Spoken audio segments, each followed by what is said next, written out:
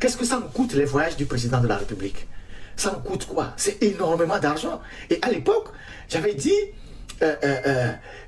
que un seul voyage de fois à l'étranger, hors d'Afrique, un voyage par exemple aux États-Unis ou je ne sais où, d'une semaine, ça peut nous revenir à 350 millions, voire 400 millions.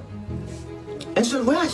Mais vous imaginez dans quel pays on est donc? Si le président sort 2 fois, 3 fois, vous imaginez ce que ça coûte à l'État?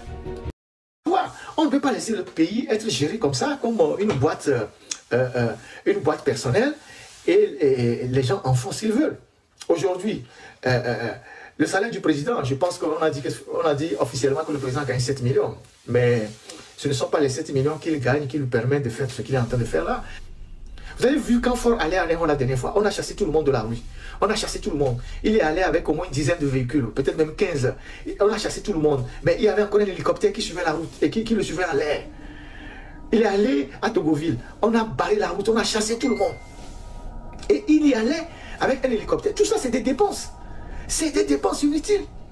Un président qui n'aimait pas son peuple n'a pas besoin, en se déplaçant, d'avoir plein de véhicules, de militaires, des fusils, des 12-7, des quoi, et puis mettre un hélicoptère en l'air comme si se promenait dans les rues de Bagdad. Même à Bagdad, le premier ministre irakien ou je ne sais pas quoi ne se promène pas comme ça, avec autant de matériel. Mais il y a des chefs d'État qui ont arrêté de voyager. Pour consacrer l'argent au développement de leur pays. Vous avez encore vu Talon dans un voyage, dans un sommet?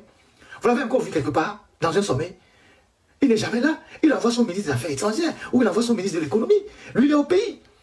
Mais un seul voyage peut coûter autant d'argent. Et cet argent-là, on ne le prend pas directement dans le budget de la présidence. Quand le président veut voyager, on appelle le port autonome de Lomé, on dit le président voyage, il faut nous trouver 300 millions. On appelle demain la Lonato, on dit le président voyage, il faut nous trouver 200 millions.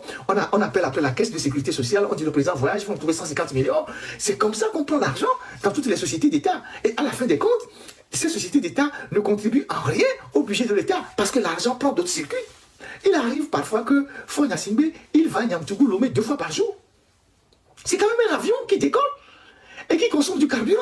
Vous savez que Milan, la ville de Milan est pour Faure Gnassingbé ce que Genève est pour Paul Biya. Faure, il est tout le temps à Milan. Même parfois, il part sans que personne ne le sache. En tout cas, presque chaque 10 jours, il est à Milan. Il est à Milan, c'est sa base, et Paul Biya, lui, va à Genève sur une longue durée. Il peut rester à Genève 3 mois, 4 mois, 6 mois. Faure, lui, il va sporadiquement. Vous savez, il va faire 4 jours, il revient, il va faire 4 jours, il revient. Il est tout le temps à Milan. Parfois, il est de Milan, ils arrivent aussi sur l'île Dorée. L'île Dorée, c'est une île en France où ils viennent faire des trucs avec des hommes politiques français. Bara aussi est habitué à venir sur l'île Dorée. Et donc, tout ça, c'est de l'argent pour le pays.